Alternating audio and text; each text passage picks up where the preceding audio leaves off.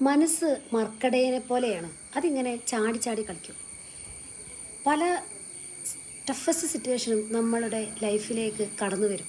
അപ്പോൾ ആ സമയത്ത് എന്ത് തീരുമാനമെടുക്കണമെന്നറിയാതെ പകച്ചു പോകുന്ന പല പല നിമിഷങ്ങളും നമ്മുടെയൊക്കെ ജീവിതത്തിലുണ്ടാവുണ്ടാവും.